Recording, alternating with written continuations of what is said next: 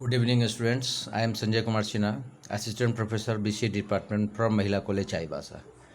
Last class of BCA first semester paper, Introduction to Computer Science, we discussed number systems and logic gates. And today we will read next topic, computer architecture. And today this is fifth lecture. Okay. First of all, computer architecture introduction. A computer system is basically a machine that simplifies complicated tasks. अभी जो जो हम लोग अभी भी जो topic पढ़ रहे हैं कंप्यूटर आर्किटेक्चर, इसका पहले हम लोग जानेंगे कि व्हाट इज़ कंप्यूटर सिस्टम। एक कंप्लीट सिस्टम के बारे में यहाँ पर पढ़ेंगे हम लोग, कैसे ये सारा वर्क करता है। तो देखिए यहाँ पर सिंपली एक हमने लिखा, एक कंप्यूटर सिस्टम एक मशीन है जो कि कई सारी वर्क जो है कॉम्प्लिकेटेड, मतलब मुश्किल से मुश्किल काम को भी आसान बनाता है। It should maximise performance and reduce cost as well as power consumption. इसका ये भी काम है कि मैक्सिमम काम, परफॉर्मेंस जो भी वर्क हम देते हैं वो करता है, कॉस्ट भी ये कम करता है। जैसे पावर कंजम्पशन, जैसे बिजली का जो खपत है उसको भी ये कम करता है। The different components in the computer system architecture are input unit, output unit, storage unit, arithmetic logic unit and control unit। तो जो कंपोनेंट्स हैं कंप्यूटर सिस्टम आर्किटेक्चर का पार्ट जो है, कई सारे यूनिट है जो इसके बारे में हम लोग डिटेल्स पढ़ेंगे। तो नीचे एक डायग्राम देखिए हमने यहाँ ड्रॉ किया है, जिसमें आप देख सकते हैं इसमें सिंपल। जैसे देखिए सबसे पहले जैसे इनपुट, अगर हम लेफ़्ट साइड से अगर बात करें तो इनपुट हम लोग इनपुट यूनिट में कर रहे हैं। फिर ये देखिए ऊपर भी देखे जा रहा है, स्टोरेज यूनिट में भी जा रहा है, राइट साइड फिर आगे अर्थमेटिक लॉजिक यूनिट जो ALU बोलते हैं उसमें भी जा रहा है। और ये देखिए सारा आपस में कनेक्टेड है। ALU जो है, फिर राइट साइड अगर आप स्ट्रेट चले तो आउटपुट यूनिट से निकल के आउटपुट चला गया।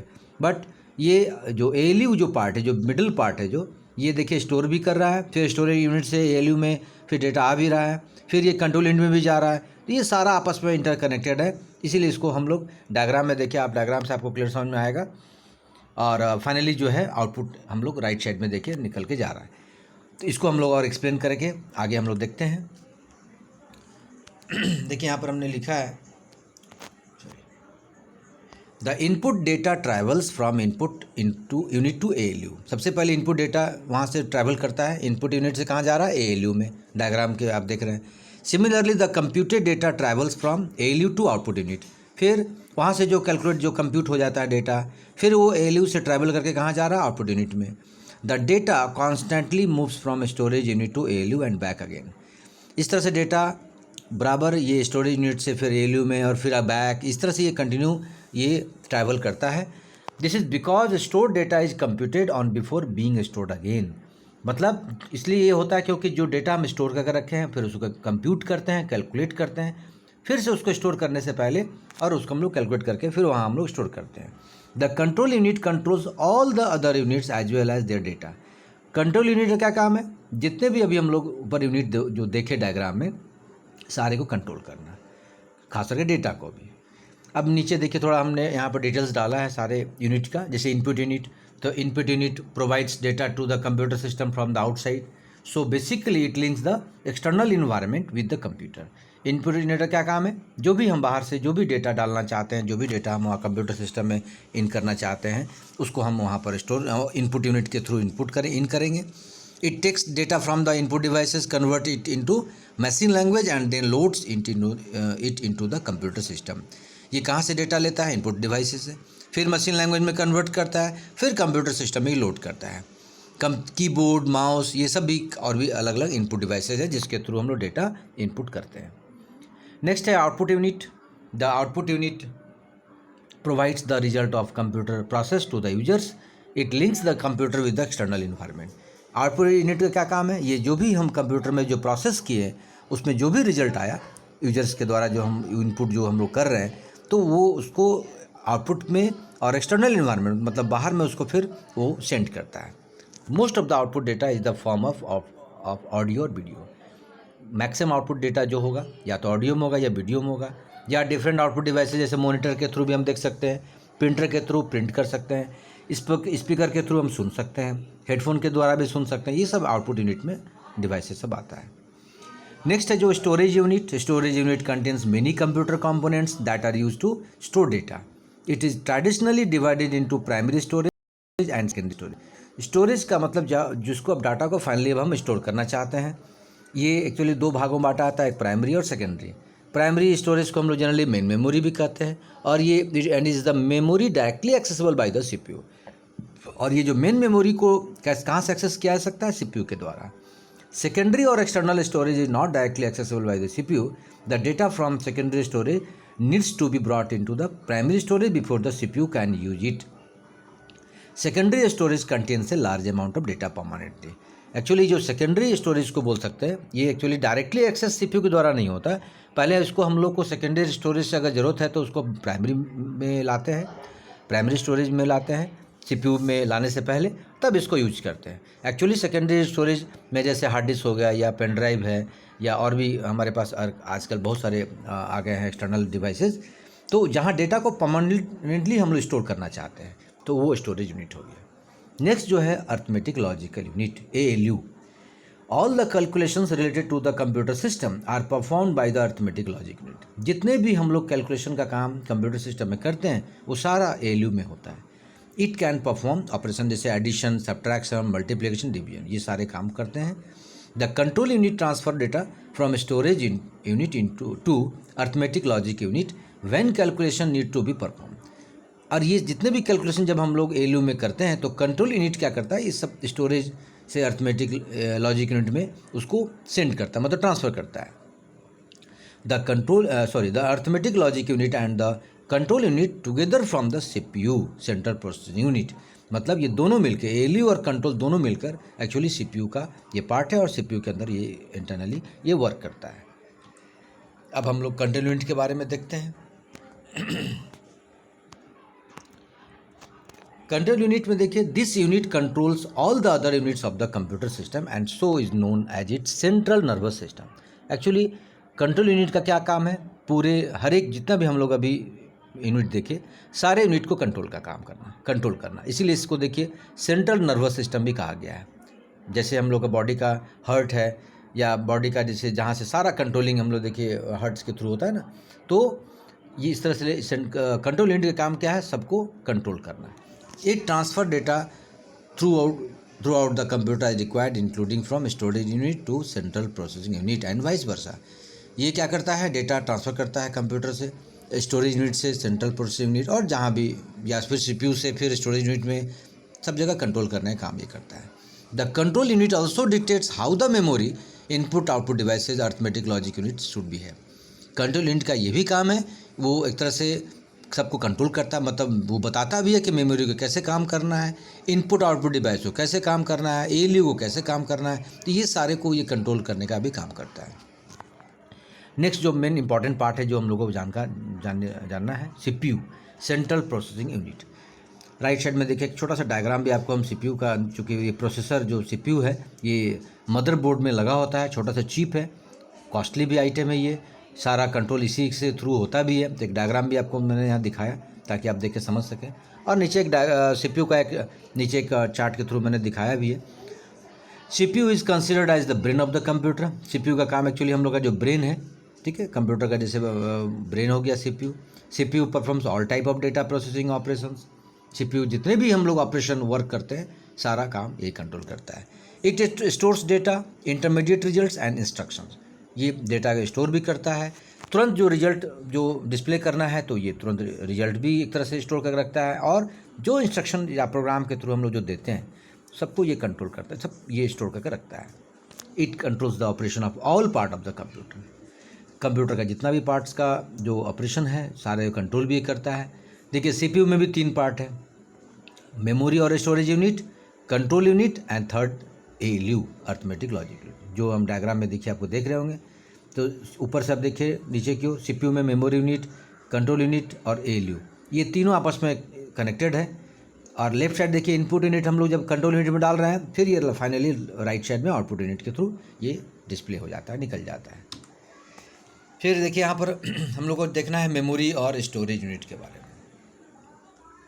This unit can store instructions, data and intermediate results. Memory और स्टोरेज यूनिट का क्या काम है? जो भी इंस्ट्रक्शंस हम यहाँ पर मेरे पास है या डेटा है या जो तुरंत रिजल्ट, जो इंटरमीडिएट रिजल्ट्स है, उसको स्टोर करने का काम करता है। This unit supplies information to other units of the computer when needed. इसका ये यूनिट क्या करता है? जब ज़रूरत हो कंप्यूटर को तो सप्लाई करता है उस इन्फॉर्मेशन को। It is also known as internal storage unit और द मेन मेमोरी और द प्राइमरी स्टोरेज और रैंडम एक्सेस मेमोरी, रैम। इसको हम लोग एक तरह से इंटरनल स्टोरेज भी बोल सकते हैं, मेन मेमोरी भी बोल सकते हैं, प्राइमरी स्टोरेज भी कर सकते हैं, और रैम आप नोन है, आप नाम जानते हैं, बराबर सुनते हैं, RAM, random access memory. Its size affects speed, power and capability. इसके साइज जो है उसका स्पीड, कंप्यूटर की स्पीड, पावर और कैपेबिलिटी पूरा इस पर डिपेंड करता है। Primary memory and secondary memory are two types of memories in the computer.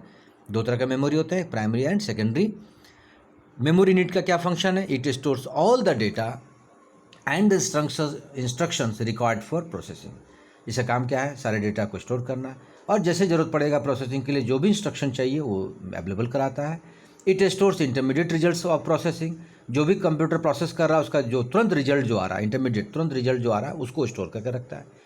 It stores the final results of processing before these results are release to an output device.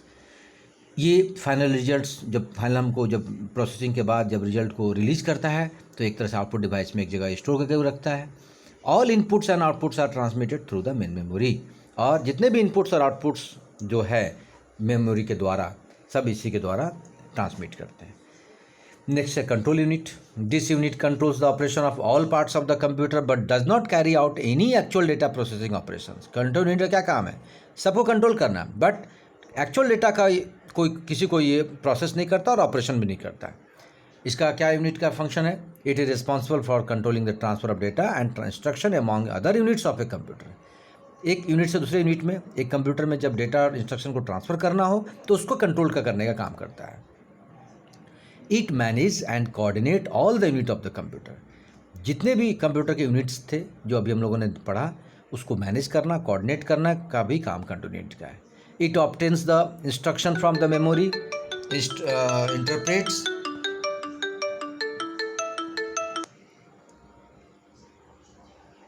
interprets them and directs the operation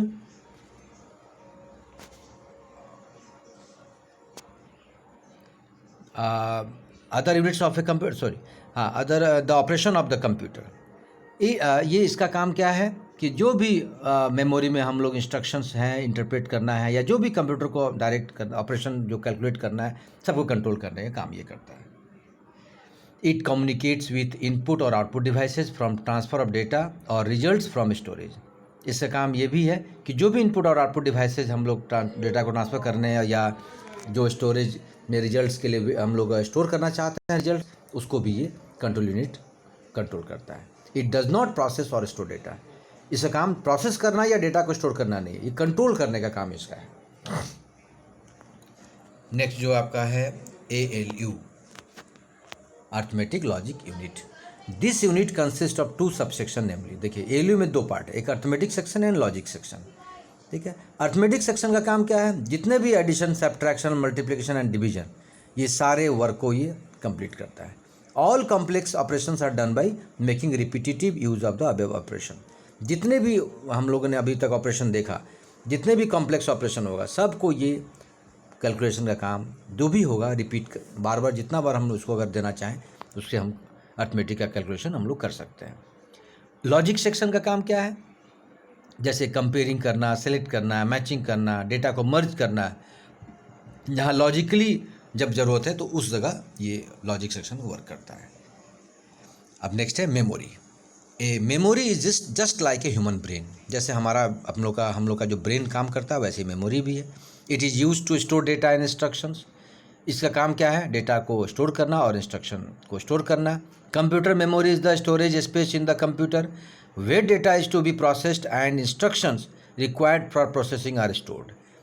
actually computer memory का जो है, जो computer में storage space है, उसका process करना, उसके जब ज़रूरत पड़े तो उसमें इंस्ट्रक्शन का रिक्वायरमेंट जब हो तो उसका प्रोसेस को एक जगह स्टोर भी करना, ये मेमोरी का काम है। The memory is divided into large number of small parts called cells. Memory का छोटा छोटा पार्ट सेल के रूप में डिवाइड किया रहता है। ईच लोकेशन और cell has a unique address, कई सारे हर एक लोकेशन का अलग अलग एड्रेस होता है। Which varies from 0 to memory size -1, जैसे 0 से लेकर जितना मेमोरी साइज होगा उससे एक कम, क्योंकि 0 से स्टार्ट कर रहा है।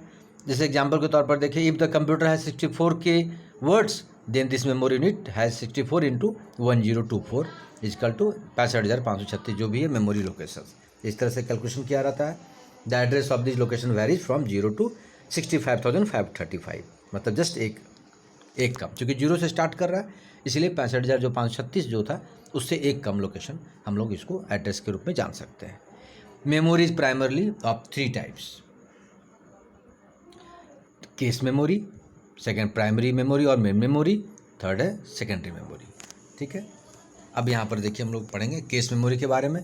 Case memory is a very high speed semiconductor memory which can speed up the CPU. Case memory जो है एक तरह से हम लोग कह सकते हैं कि सीपीयू को सबसे पहले ये एक्चुअली सेमीकंडक्टर मतलब जो स्पीड के रूप में हम लोग जब सीपीयू को यूज करना चाहते हैं तो केस मेमोरी का उसमें रोल होता है। It acts as a buffer between the CPU and the main memory. जैसे कुछ अगर स्टोर करना हो टेम्परेरीली सीपीयू और मेन मेमोरी के बीच का पार्ट को, तो ये केस मेमोरी का काम है। It is use to hold those part of the data and program which are most frequently use by the CPU. जैसे बहुत कुछ ऐसा चीज़ है जो सीपीयू को तुरंत यूज करना है या सीपीयू के द्वारा तुरंत उसको यूज करना, फ्रिक्वेंटली यूज करना है, तो उस पार्ट को ये स्टोर करके रखता है। The parts of data and programs are transferred from the disk to cache memory by the operating system from where the CPU can access them. जो भी हम लोग अगर मान लें कि केस मेमोरी से अगर हम लोग ट्रांसफ़र करना चाहते हैं प्रोग्राम या पार्ट जो भी है, तो जो सीपीयू जिसको एक्सेस करना चाहता है तो ऑपरेटिंग सिस्टम इसको कंट्रोल करता है। ये एक्चुअली ऑपरेटिंग सिस्टम का पार्ट है जो उसको केस मेमोरी कंट्रोल करता है। कुछ एडवांटेज भी है, कुछ डिसएडवांटेज भी है। एडवांटेज क्या है कि cache memory is faster than main memory. Main memory से ये फास्ट होता है। It consume less access time as compare the main memory. Main memory से कंपेयरिंग देखा है तो ये एक्सेस टाइम कम लेता है। It stores the program that can be executed within a short period of time. ये कम से कम समय में ये प्रोग्राम को एग्जीक्यूट करा सकता है। It stores data for temporary use. Temporary use के लिए एक्चुअली इसमें केस मेमोरी हम लोग डेटा स्टोर कर सकते हैं। डिसएडवांटेज क्या है? केस मेमोरी है लिमिटेड कैपेसिटी, क्योंकि इसका कैपेसिटी लिमिट होता है। इट इज़ वेरी एक्सपेंसिव, और ये एक तरह से एक्सपेंसिव भी है। नेक्स्ट जो है प्राइमरी मेमोरी, जो मेन मेमोरी भी हम लोग कहते हैं। Primary memory holds only those data and instructions on which the computer is currently working. तो प्राइमरी मेमोरी एक्चुअली वो डेटा इंस्ट्रक्शन जो रखता है, होल्ड करता है, जिसमें जो हम लोग एक्चुअली वर्क कर रहे हैं, कंप्यूटर इज करेंटली वर्किंग। ठीक है। It has a limited capacity and data is lost when power is switched off. इसमें जो है कहता है लिमिटेड कैपेसिटी होता है प्राइमरी मेमोरी का, और जब जैसे अगर मान लीजिए कि पावर जब तक चल रहा है या कंप्यूटर जब तक ऑन है तब तक वो डेटा स्टोर करेगा। जैसे ही कंप्यूटर हम लोग ऑफ करेंगे तो वो डेटा वहाँ से लॉस्ट कर जाएगा। It is generally made up of semiconductor device, इसीलिए इसको हम लोग कहते हैं सेमीकंडक्टर डिवाइस भी कहते हैं इसको। These memories are not as fast as registers, और इसीलिए इसको हम लोग रजिस्टर के जैसा हम लोग सोफे मेमोरी ये एक्चुअली फास्ट नहीं होता है। The data instruction required to be processed resides in the main memory, और डेटा इंस्ट्रक्शन जो है एक्चुअली इसमें मेन मेमोरी में प्रोसेस करने के लिए ज़रूरत होता है। इसको भी दो भाग में बांटा गया है मेन मेमोरी या प्राइमरी मेमोरी को, रैम एंड रोम। ठीक है। अब देखिए यहाँ पर पहले हम लोग मेन मेमोरी का कैरेक्टरिस्टिक देख लेते हैं। आपको डायग्राम में भी आपको देखिए हम दिखाए हैं रैम का कैसा डायग्राम आता है जो मदरबोर्ड में लगा होता है। These are semiconductor memories. It is known as the main memory, usually volatile. Volatile का मतलब पावर जैसे ही अगर स्विच ऑफ होगा, कंप्यूटर बंद हो जाएगा, तो जो भी डेटा इसमें होगा वो लॉस्ट, मतलब वो चला जाएगा। Data is lost in case of power is switched off. It is the working memory of the computer. जैसे ही इसका काम यही है, जब कंप्यूटर ऑन रहेगा तो ये वर्क करते रहेगा। फास्टर देन सेकेंडरी मेमोरी, जो भी सेकेंडरी मेमोरी होगा उसे एक्चुअली फास्ट होता है ये। A computer cannot run without the primary memory. Without इस मेमोरी के द्वारा कंप्यूटर कभी भी रन ही नहीं करेगा, मतलब ऑन ही नहीं होगा। Secondary memory, this type of memory is also known as external memory और non volatile. It is slower than the main memory. कहता है कि एक्चुअली ये नॉन वोलेटाइल इसलिए बोला गया कि ये पावर कटने से भी, कंप्यूटर बंद करने से भी ये इसका डेटा नहीं जाएगा। नीचे देखिए डायग्राम में भी आपको सेकेंडरी मेमोरी दिख रहा है, जैसे हार्ड डिस्क हो गया। ये मेन मेमोरी से स्लो होता है। These are use for storing data और इन्फॉर्मेशन परमानेंटली। और एक्चुअली इस मेमोरी का काम क्या है, फाइनली जब भी हम इसको परमानेंटली डेटा स्टोर करना चाहते हैं तो इस मेमोरी का यूज करते हैं। CPU directly does not access this memory, instead they are accessed via input output routines. Direct इसको CPU एक्सेस नहीं कर सकता है, जो भी इनपुट आउटपुट जब हम लोग वहाँ से प्रोसेस करेंगे तो उसके थ्रू ये एक्सेस कर सकते। The contents of secondary memories are first transfer to the main memory. सबसे पहले सेकेंडरी मेमोरी से मेन मेमोरी में ट्रांसफ़र करता है, then the CPU can access it, और तब जाकर CPU एक्सेस कर सकता है। एग्जाम्पल जैसे देखिए, अभी आप डिस्क देख रहे हैं, CD-ROM, DVD, अब तो CD DVD बनना बंद हो गया, ठीक है। इसका कुछ कैरेक्टरिस्टिक्स भी है। These are magnetic and optical memories. It is known as the backup memory, मतलब इसको परमानेंटली स्टोर करने के लिए इसको यूज करते हैं। नॉन वोलेटाइल ही है, पावर कट होने से, स्विच ऑफ होने से भी कोई फ़र्क नहीं पड़ेगा। Data is permanently stored even if power is switched off. It is use for storage of data in a computer. Actually इसका हम लोग जो भी डेटा हम फाइनली स्टोर करके रखना चाहते हैं परमानेंटली, तो इसको हम लोग कंप्यूटर में इसको स्टोर करते हैं। कंप्यूटर में run without the secondary memory, और कंप्यूटर इसके बिना भी स्टार्ट हो सकता है, बट प्राइमरी मेमोरी तो एकदम कंपलसरी है, उसके बिना तो कंप्यूटर स्टार्ट ही नहीं हो सकता है। स्लोअर दैन प्राइमरी मेमोरी, और प्राइमरी मेमोरी से ये स्लो है, ठीक है। नेक्स्ट जो टॉपिक आपको पढ़ना है इसमें, communication between various units of computer system. Computer system के कई सारे यूनिट्स हैं, जैसे उसमें CPU, input device and output devices, क्योंकि यहाँ पर अलग अलग उसको एक आपस में कनेक्शन जो हम लोग कर सकते हैं उसको यहाँ पर देखना है। इसके बारे में हम लोगों ने पढ़ चुका है लास्ट स्लाइड्स में। Input devices provides data input to processor which process data and generates useful information that's displayed to the user through output devices. This is stored in computer memory. देखिए एक डायग्राम सिंपल आप देख रहे हैं, input devices के through data दे रहे हैं हम लोग, फिर CPU में डेटा जा रहा है, फिर नीचे देखिए मेन मेमोरी में डेटा गया, फिर वो डेटा CPU को भेजा, फिर डेटा आउटपुट डिवाइस में वो ट्रांसफ़र करता है। CPU में देखिए CPU के बारे में थोड़ा सा फिर यहाँ पर हम लोग यहाँ पर जानेंगे। The CPU is called the brain of computer as it controls operation of all parts of computer. इसमें ALU एंड कंट्रोल यूनिट हम लोग जो पढ़ चुके हैं लास्ट हम लोग स्लाइड में। फिर एक डायग्राम में देखिए यहाँ पर एक हमने दिखाया है CPU से, जैसे देखिए पूरा CPU का पार्ट है तीनों, ALU, control unit and main memory, तीनों आपस में देखिए कैसे इंटरेक्ट कर रहा है, मतलब अप एरो डाउन एरो, क्योंकि ALU कंट्रोल यूनिट को भेजा, फिर कंट्रोल यूनिट मेन मेमोरी को दिया, फिर वो ट्रांसफ़र फिर कंट्रोल यूनिट को दिया, फिर ALU को फाइनली CPU में जाके स्टोर हो गया। तो इस तरह से ये फंक्शन करता है। फिर ALU के बारे में हम लोग देखिए यहाँ पर थोड़ा सा देख लेते हैं। Data entered into computer send to RAM, जो रैंडम एक्सेस मेमोरी हम लोग पढ़े थे, from where it is then send to ALU where rest of data processing takes place. Data हम लोग जो कंप्यूटर में है उसको रैम में भेजते हैं, फिर वो ALU में भेजता है, फिर बाकी डेटा प्रोसेसिंग के लिए वेट करता है। All types of processing such as comparison, decision making and processing of non numeric information takes place here and once again data is move to RAM, ठीक है। कंट्रोल यूनिट का काम हम लोग देख चुके हैं, ये पूरा कंट्रोलिंग का काम करता है, जो भी इंस्ट्रक्शन है, performs execution, maintenance and direct operation of entire system. तो ये कंप्लीट सिस्टम का कंट्रोल करने का काम ये करता है। कुछ फंक्शन फिर यहाँ पर हम लोग देख लेते हैं।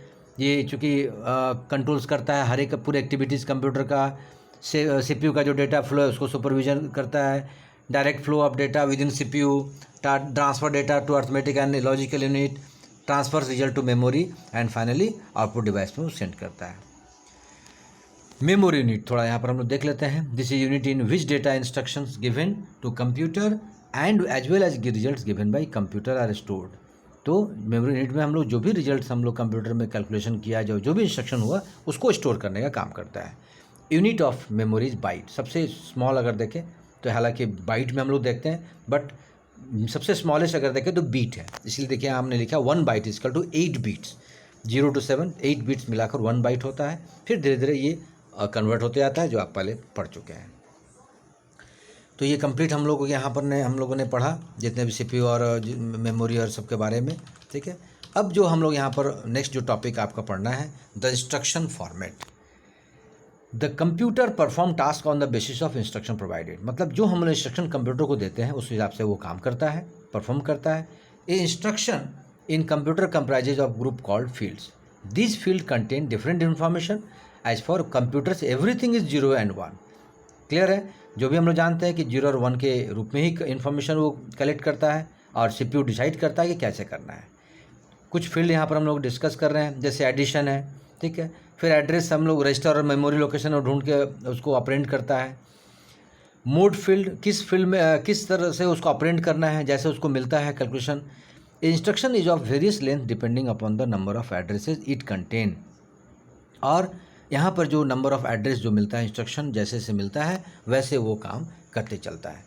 Generally CPU organization are of 3 types on the basis of number of address field. Generally CPU 3 तरीके से एड्रेस ग्रुप में काम करता है। देखिए यहाँ पर हम एक्सप्लेन किए हैं थोड़ा। Single accumulator organization, general register organization and third is stack organization. In first organization operation is done involving a special register called accumulator. In second or multiple registers are used for computation purpose. In third organization, the work on a stack basis operation due to which it does not contain any address field. It is not necessary that only a single organization is applied. A blend of various organization is mostly what we see generally. Actually यहाँ 3 तरह का organisation के रूप में ये work करता है जो हम लोग इंस्ट्रक्शन फॉर्मेट को पढ़ रहे हैं। और ये इसको अलग अलग देखिए नीचे हमने क्लासिफाइड किया है। एक जीरो एड्रेस इंस्ट्रक्शन के थ्रू, जैसे आप स्टैक पढ़े होंगे, ठीक है, स्टैक या आप C++ में 12 में पढ़े होंगे, यहाँ भी आप देखेंगे। क्योंकि इंस्ट्रक्शन जो हम लोग देते हैं कंप्यूटर को इस तरह से ये अलग तरीके से प्रोसीड्योर करता है। तो पहला देखिए जीरो एड्रेस इंस्ट्रक्शन। स्टैक देखिए यहाँ पर A जैसे मल्टीप्लाई B, ये हम लोग अभी वर्क किए। तो देखिए A और B, सबसे पहले A को लिया स्टैक में, फिर टॉप में क्या गया B, तो पुश A B, पुश का मतलब इंसर्ट होता है। सबसे पहले कौन सा सिंबल पुश हुआ A, फिर क्या आया B। तो इस तरह स्टैक में वो कैलकुलेशन करता है, जिस तरह से इंस्ट्रक्शन हम देंगे वैसे वो कैलकुलेट करते चलता है। इसको देखिए यहाँ पर सिंपल स्टैक जो वर्क होता है आप C++ में फिर आगे पढ़ेंगे सेकंड सेमेस्टर में। यहाँ सिंपल हमने एक दिखाया है इवेलुएट कैसे कर रहा है एक्चुअली एक्सप्रेशन में, जैसे x equal to A plus B multiply C plus D। तो पोस्ट फिक्स मतलब जैसे जो भी हम लोग यहाँ पर सिंबल दिए उसको पोस्ट फिक्स के रूप में ये कैसे शो करेगा।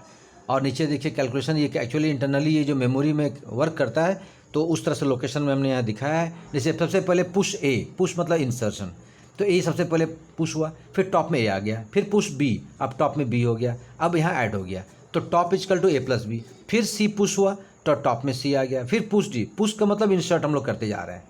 जो भी कैलकुलेशन हो रहा है देखिए प्लस A प्लस B हुआ, फिर C plus D, finally MUL मतलब मल्टीप्लाई, अब top equal to C plus D multiply A plus B। अब पॉप, पॉप मतलब डिलीशन, मतलब जो इंसर्ट किए थे वो डिलीट होगा अब यहाँ पर, ठीक है। तो यहाँ पर फाइनली टॉप के थ्रू अब डिलीशन हो गया। तो इस तरह से एक ये जो था आपका जीरो एड्रेस इंस्ट्रक्शन के थ्रू हम लोग शो किए। फिर है वन एड्रेस इंस्ट्रक्शन, ये एक्चुअली डेटा मैनिपुलेशन के लिए एक्यूमुलेटर रजिस्टर करता है। यहाँ पर one operand is in accumulator and other is register और memory location. Implied means that the CPU already know that one operand is in accumulated to so there is no need to specify it। अब यहाँ पर one address instruction हम लोग करते हैं कि CPU यहाँ पर एक ऑपरेंड यहाँ पर होगा, नीचे डायग्राम में देखिए ऑप कोड जिसको बोलते हैं, ऑपरेंड कोड, फिर ऑपरेंड और address of operand and mode, किस मोड में ये कैलकुलेट करना है इसको। यहाँ भी देखिए सिंपल एक्सप्रेशन में आपको दिखाया गया, जिसे लास्ट हमने दिखाया सेम इस तरह से यहाँ पर स्टैक के थ्रू दिखाया गया। फिर थर्ड जो टू एड्रेस इंस्ट्रक्शन है, थर्ड वाला जो पॉइंट है, ये एक्चुअली इंस्ट्रक्शन के लिए हम लोग एक्यूमुलेटर का रिजल्ट जो स्टोर करना चाहते हैं वहाँ पर स्टोर करेंगे, बट यहाँ पर हम लोग ज़्यादा बिट चाहिए एड्रेस के लिए, इसलिए ऑप कोड देखिए डेस्टिनेशन एड्रेस, सोर्स एड्रेस अलग अलग, फिर इसका फॉर्मेट है टू एड्रेस इंस्ट्रक्शन में, ठीक है। इसको भी देखिए हम यहाँ पर एक्सप्रेशन जैसे अभी तक आपको जो टॉप में दिखाए थे, आपको जो स्टैक के थ्रू सेम यहाँ भी कैलकुलेशन किया हुआ है। 3 एड्रेस इंस्ट्रक्शन में देखिए यहाँ पर कहता है कि this has 3 address field to specify register on a memory location. यहाँ पर कहता है program created are much short in size but number of bits per instruction increase. मतलब यहाँ साइज प्रोग्राम छोटा होगा बट कई सारे इंस्ट्रक्शन हम लोगों को बीट्स के रूप में इंक्रीज बढ़ाना पड़ेगा। दीज इंस्ट्रक्शन में creation of program much easier, मतलब पहले के मुकाबले ये चूँकि फास्ट हो जाता है और इसमें और भी कई सारे प्रोग्राम हम लोग को यहाँ पर आसान हो जाता है। तो इस तरह से ये इंस्ट्रक्शन मतलब धीरे धीरे एड्रेस हम लोग इंस्ट्रक्शन को इसको बढ़ा रहे हैं। अब नीचे देखिए फिर ऑप कोड वैसे डेस्टिनेशन एड्रेस, सोर्स एड्रेस, मतलब उसका एरिया इंस्ट्रक्शन का बढ़ते चले जा रहा है। फिर देखिए उसका हमने यहाँ पर वही जैसे A प्लस B और मल्टीप्लाई C प्लस D, वही फार्मूला के थ्रू आपको मेमोरी लोकेशन जो स्टैक में जो प्रोसेस होता है वो उसको हमने यहाँ पर दिखाया है। उसके बाद नेक्स्ट जो टॉपिक